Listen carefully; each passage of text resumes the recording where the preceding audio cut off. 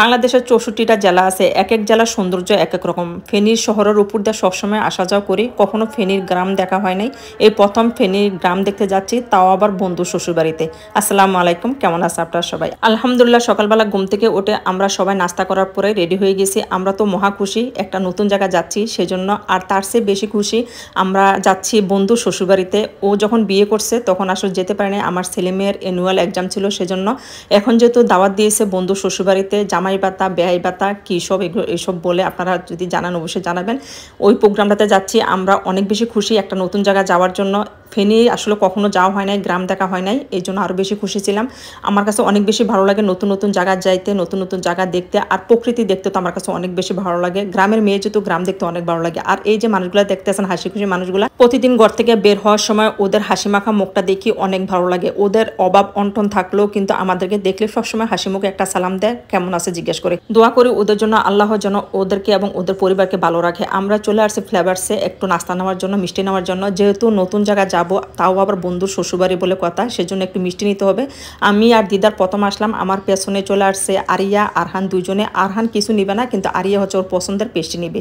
সে তার পছন্দের পেস্ট্রি নিল, আমরা বিভিন্ন রকম মিষ্টি নিলাম। যদিও মিষ্টি তেমন একটা খাওয়া হয় না, কিন্তু প্রচলন বলে একটা কথা, ঐতিহ্য বলতে একটা কথা, শ্বশুরবাড়িতে গেলে কিন্তু প্রথম মিষ্টি নিতে হয়, সেজন্য আমরা মিষ্টি নিয়েছি। বিভিন্ন রকম মিষ্টির পাশাপাশি কিন্তু নাস্তাও নিয়েছি। আমাদের নাস্তা নেওয়া শেষ, নাস্তাগুলো গাড়ির পেছনে নেওয়া হচ্ছে। নেওয়ার পরে তারপর আমরা বিসমিল্লাহ বলে রওনা দিলাম। আর এই যে ফ্লাইওভারের উপরে আসার পরে পরিবেশটা দেখে এত ভালো লাগছে। যেহেতু আমরা সকালবেলা রওনা দিয়েছি, তখন 11টা বাজে, এত সুন্দর ওয়েদার, আকাশের মধ্যে সাদা মেঘ ভাসতেছে, আর পরিবেশটা একটু ঠান্ডা ঠান্ডা, একটু রৌদ্রোজ্জ্বল ছিল, দেখতে অনেক বেশি সুন্দর লাগতেছিল। আর এদিকে আমার মেয়ে তার নাস্তা খাওয়ার জন্য ব্যস্ত হয়ে গেছে, কারণ সে যেটা নিয়েছে তার পছন্দের খাবার, সে আর ধৈর্য ধরতে পারতেছে না, তাড়াতাড়ি করে খেয়ে নিচ্ছে। আর আমার ছেলেকে বলছে নাস্তা করার জন্য, সে তো কিছুই খাবে না, সে প্যাকেটের গায়ে একটু কামড় দিয়ে দেখলো। আর এই সে আমার পছন্দের লিং রোডে এসে তো ওর পরিবেশটা দেখে এত ভালো লাগছে, এত সুন্দর ওয়েদার ছিল মাশাআল্লাহ। যেমনি রোদ ছিল, সবুজে প্রকৃতি অনেক সুন্দর ছিল, দেখার মতো একটা পরিবেশ ছিল। আমরা হাইওয়ে রোডে চলে আসছি, ওইখানে এসে একটু দাঁড়াইলাম আমাদের পেছনে গাড়ির জন্য। দাঁড়িয়ে তারপর আমরা একসাথে দুইটা গাড়ি রওনা দিলাম, আমরা দুই গাড়ি যাচ্ছি।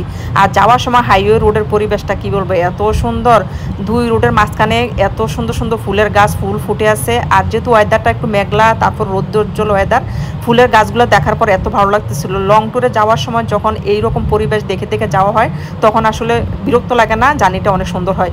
আর গাড়িতে আমার ছেলে মেয়ে দুজনে শুয়ে শুয়ে মজা করতেছিল। আমি বসে আছি, আমার মেয়ে আমার কোলে শুয়ে আছে, ছেলে তার বোনের পেটের মধ্যে শুয়ে আছে। এইটা ছিল অনেক সুন্দর একটা মুহূর্ত, কারণ আমরা যখন যাচ্ছিলাম তিনজনেই পেছনে বসে মজা করতেছিলাম। আলহামদুলিল্লাহ আমরা ফেনী পৌঁছে গেছি। ওইখানে গিয়ে একটা পেট্রোল পাম্পে আমরা দাঁড়িয়ে একটু অপেক্ষা করতেছিলাম, কারণ বন্ধু শ্বশুরবাড়ি আমরা চিনি না, আর বন্ধু তখন ওর শ্বশুরবাড়িতে যায় না, সেজন্য ওর জন্য অপেক্ষা করতেছিলাম। আর আমার ছেলে কবুতর দেখে ওগুলোর সাথে একটু দুষ্টামি করলো। আমরা ফাইনালি আবার গাড়িতে ওঠে ওর শ্বশুরবাড়ির জন্য রওনা দিলাম। আমরা ওর কাছ থেকে ঠিকানা নিয়ে নিয়েছি। পেট্রোল পাম্পে একটা নাস্তা দোকান ছিল, ওখান থেকে আমরা ম্যাঙ্গোবার নিয়েছি। ম্যাঙ্গোবার খাচ্ছি গাড়িতে বসে বসে, তারপরে গ্রামের উদ্দেশ্যে রওনা দিলাম। এই যে সুন্দর গাছগুলো দেখতেছেন, এত সুন্দর বাতাস ছিল, মৃদু বাতাসে গাছগুলা দুলকাচ্ছিল। আমরা ফাইনালি ফেনীর গ্রামের পরিবেশে চলে আসছি। যত দূর যাচ্ছি দু চোখ ভরে গাড়িতে বসে বসে শুধু গ্রামের প্রকৃতি দেখতেছি। ফাইনালি আমরা চলে আসছি বন্ধু শ্বশুরবাড়িতে। এসে ওর বাড়ির আশেপাশে পরিবেশটা দেখতেছি, অনেক বেশি ভালো লাগতেছে। যেহেতু আমি গ্রামের মেয়ে, গ্রামের পরিবেশ তো অনেক বেশি ভালো লাগে। আমরা গাড়ি থেকে নেমে গেলাম, নেমে তারপর বাড়িতে যাচ্ছি। আর এদিকে মুরগি কতগুলো দেখতেছি। গ্রামে গেলে কিন্তু এইসব দৃশ্য দেখা যায়, অনেক ভালো লাগে। ওর বাড়ির সামনে হচ্ছে রান্না করছিল, রান্না করার পরে চুলায় পানি বসে রাখছে, যেটা আমরা খাওয়ার পরে হাত ধোয়ার কাজে লাগবে। ওদের রান্না শেষ, আমরা ওর ঘরের সামনে এসে ওর বড় ভাইয়ের সাথে দেখা হলো। দেখা হওয়ার পরে সালাম বিনিময় করে আমরা চলে আসছি ডাইনিং রুমে, বসছি অপেক্ষা করতেছি। আর ছেলেরা লিভিংয়ে বসে অপেক্ষা করতেছে। তারপর আমাদের জন্য নাস্তা দেওয়া হলো, যেহেতু যাওয়ার পরে একটা নাস্তার ব্যবস্থা আছে। আমরা যেতে যেতে 2টা বেজে গেছিলো, তারপরে নাস্তা যেহেতু দিয়েছে, নাস্তা তো করতে হবে। ওদের ঘরের বানানো নাস্তা দিয়েছে শরবত, তারপরে আমরা যে নাস্তাগুলো নিয়েছি এগুলো দিয়েছে। আমি প্রথমে ড্রিঙ্কসটা নিলাম, আমার জামাইকে দিলাম, আমার জামাই বলছে খাবে না, তারপর মেয়ে বলছে খাবে, মেয়েকে দিলাম। তারপর একে একে প্রত্যেকটা নাস্তা থেকে একটু করে খাচ্ছি। আমি খাচ্ছি, পাশে আমার মেয়ে আসছে, মেয়েকেও খাওয়াই দিচ্ছি। প্রত্যেকটা নাস্তায় অনেক মজার ছিল। পুডিংটা অনেক টেস্ট হয়েছে, কিন্তু একটু ক্যালামিনটা কালো হয়ে গেছে, পুড়ে গেছে হয়তো, সেজন্য একটু তিতে তিতা ভাব লাগছে। তারপর মজা ছিল। আমাদের নাস্তা শেষ, জামার বাড়ি সবাই চলে আসছে। এই হচ্ছে আমার বন্ধু, এসে আমার জামাইয়ের সাথে হাগ করতেছে। কথায় আছে না, যার বিয়ে তার খবর নাই, পাড়াপড়শির হোশ নাই। এই হচ্ছে আমাদের অবস্থা। ওর শ্বশুরবাড়ি ও আসছে পরে, আমরা গিয়ে বসে আছি আগে। যাই হোক, এটা কোনো ব্যাপার না, আমরা সবাই মানুষ। তারপর চলে আসছে ওদের লিভিং রুমে, এসে বন্ধুর বাবার সাথে একটু সালাম বিনিময় করলাম। আঙ্কেলের সাথে দেখা হয়েছে অনেকদিন পরে, সেজন্য আঙ্কেলের সাথে দেখা হওয়ার পরে চলে আসছে ছাদের উপরে। ওদের খাবারের আয়োজন যেখানে করা হয়েছে, ওখানে গিয়ে একে একে খাবারগুলো দেখতেছি কি কি আয়োজন করছে আমাদের জন্য। মাশাআল্লাহ আইটেমের কোনো কমতি ছিল না, প্রতিটা আইটেমে অনেক মজা ছিল। প্রথমে দেখলাম কাবাব, গরুর গোস্ত, খাসির কুরমা, মুরগির রোস্ট, পোলাও ভাত, চিংড়ি বুনা, তারপরে ডেজার্ট হিসাবে রাখছে পায়েস, আর এখানে ভর্তা ছিল। ভর্তাটা অনেক মজা ছিল, আর তিতা কলা বাজে ছিল, আর ছিল কোল্ড ড্রিঙ্কস আর পানি। এই ছিল খাবার আয়োজন। তারপরে টেবিল সাজানো হয়েছে, টেবিলগুলো দেখলাম, দেখে নিচে চলে আসছি, এসে অপেক্ষা করতেছি ভাত খাওয়ার জন্য। আর এদিকে আমাদের ছানাপোনাগুলা একসাথে বসে সবাই মিলে মোবাইল দেখতেছে। আসলে ডিজিটাল যুগ তো, মোবাইল ছাড়া কিছুই বোঝে না। যাই হোক, আমাদের খাবার সময় গেছে, আমরা খাবার টেবিলে বসে গেছি, একে একে সবাইকে খাবার টেবিলে বসিয়ে দেওয়া হলো। খাবার খাওয়ার সময় তেমন একটা ক্ষুধা ছিল না, যেহেতু নাস্তা করছে, নাস্তা করার পর আর ক্ষুধা ছিল না। আর প্রচুর গরম ছিল, মৃদু বাতাস ছিল, কিন্তু গরমের কমতি ছিল না। আমি আমার প্লেটাটা সব কিছু দিয়ে সাজিয়েছি, যেহেতু খেতে গেছি, খাই না খাই কিন্তু সব কিছু টেস্ট করতে হবে। আপনারা কি বলেন? আপনাদের কাছে কি মনে হয় আসলে কমেন্টে জানাবেন।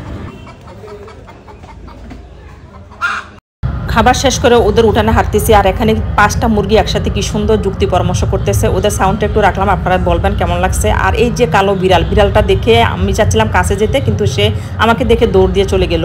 তারপরে দেখলাম যে ওদের বাড়ির সামনে অনেক সুন্দর সুন্দর গাছ আছে, পেয়ারা গাছ আছে, লেবু গাছ আছে, লেবু কি সুন্দর ধরে আছে। আর আমার ছেলে ভিতরে ঢুকে গেছে, মুরগি, হাঁস মুরগি যেগুলো দেখতেছে এগুলোর সাথে দুষ্টামি করতেছে। আর এদিকে ভাই বোন দুজনে মেতে গেছে দুষ্টামিতে। সে আরিয়ার গায়ে কিছু একটা লাগাইতে চাচ্ছে, কিন্তু আরিয়া দিচ্ছে না, আবার চলে যাচ্ছে আরেক পাশে। মানুষ মারি বুঝি তুই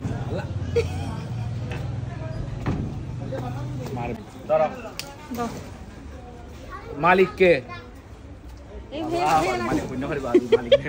আমার ছেলের দুষ্টামিকে দেখে ও কিছুই মানতেছে না, ও বিভিন্ন ঘরের দরজা খুলে ঢুকে যাচ্ছে আর গিয়ে দেখতেছে কি আছে। আর এদিকে আমরা পেয়ারা গাছ দেখে সবাই পেয়ারা খাওয়ার জন্য ব্যস্ত হয়ে গেছি। কার গাছ জানি না, কিন্তু পেয়ারা পেরে খাচ্ছে আর মজা নিচ্ছে। এই পেয়ারা গাছগুলাতে এত সুন্দর সুন্দর পেয়ারা ধরছে। পেয়ারাগুলা দেখতে ছোট, কিন্তু খাওয়ার পরে বুঝতেছি এর টেস্ট কিন্তু অনেক বেশি। আমরা একে একে সবাই পেয়ারা পারতেছি, কিন্তু কার গাছ জানি না, কাউকে বলতেছিও না, জিজ্ঞাসা করতেছি না।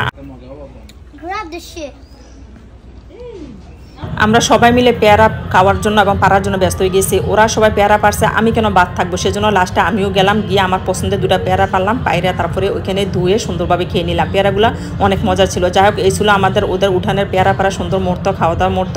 তারপর ফাইনালি আমরা চলে আসবো। চলে আসার সময় আমাদেরকে নাস্তা দিয়েছে, নাস্তা করে নিয়ে চা যেহেতু দিয়েছে, চা খেয়েছি, খেয়ে তারপর ওদের কাছ থেকে বিদায় নিয়ে আমরা ঘর থেকে বের হয়ে যাবো। তখন বিকাল 4টা, আমরা অলরেডি বেরিয়ে গেছি। বেরিয়ে রাস্তা দিয়ে আমাদের গাড়ি যেখানে পার্কিং করা আছে আমরা ওইখানে যাচ্ছি। যাওয়ার সময় গ্রামের কিছু দৃশ্য ক্যামেরাবন্দি করলাম, যেগুলো আসলে গ্রামে গেলে দেখা যায়, শহরে দেখা যায় না। অনেক বেশি ভালো লাগছে। আর একটা কুকুর শুয়ে আছে, কুকুরটা একটু ক্যামেরাবন্দি করলাম। তারপর একটা ছেলে সাইকেল চালাচ্ছে, রাস্তাটাও সুন্দর ছিল, ছেলেটা অনেক সুন্দর ছিল। যেখানে গিয়েছে মসজিদের পাশে একটা পুকুর ছিল, ঘাট ছিল, এটা দেখে আর নিজেকে ধরে রাখতে পারলাম না, চলে গেলাম ঘাটে, একটু বসলাম, ভিডিও করলাম, ছবি তুললাম। এই সুন্দর স্মৃতিগুলা সাথে করে নিয়ে আসলাম। কি সুন্দর প্রকৃতির সাথে মিলে গেছি। আমি যে ড্রেসটা পরে গেছি এটা কিন্তু গ্রামের প্রকৃতির সাথে সুন্দর মিলে গেছে। এটা কখনো ভাবি নাই যে এমনটা হবে। যাক আলহামদুলিল্লাহ সবকিছুর জন্য। এই যে পুকুরটার ঘাটটা দেখতেছেন, এগুলো আমার গ্রামের বাড়িতে আছে। এখানে বসে ছোটবেলা কত স্মৃতি, কত দুষ্টামি করছি, পুকুরে পানিতে গোসল করেছি, বৃষ্টি হলে টিপ টিপ বৃষ্টিতে পানিতে ডুব দিয়ে বৃষ্টির আওয়াজ শুনতাম, সেজন্য মনকে আর ধরে রাখতে পারি নাই। সোজা হেঁটে হেঁটে পানি কাছে চলে গেলাম, গিয়ে পানি ধরলাম, ধরার পরে তারপর আমরা বিসমিল্লাহ বলে আবার আমাদের গন্তব্যস্থানের উদ্দেশ্যে রওনা দিলাম। থ্যাংক ইউ সো মাচ জিয়াউদ্দিনকে এত সুন্দর একটা আয়োজন করার জন্য, ফেনীর প্রকৃতি, ফেনীর গ্রামের প্রকৃতি দেখার সুযোগ করে দেওয়ার জন্য। অনেক বেশি ভালো লাগছে ফেনীর পরিবেশ, ফেনী গ্রাম, এত সুন্দর প্রকৃতি। আমরা চলে আসতেছি আমাদের গন্তব্যস্থানে, সাথে করে ফেনী গ্রামের কিছু প্রকৃতির সাথে করে নিয়ে আসছি, যেটা আসলে ভুলার মতো নয়। এই ছিল আমাদের ফেনীর দাওয়াত করার সুন্দর একটি মুহূর্ত। দেখা হবে পরবর্তী ভিডিওতে। এই বলে আজকের মতো বিদায় নিচ্ছি। সবাই ভালো থাকবেন, সুস্থ থাকবেন। আল্লাহ হাফেজ।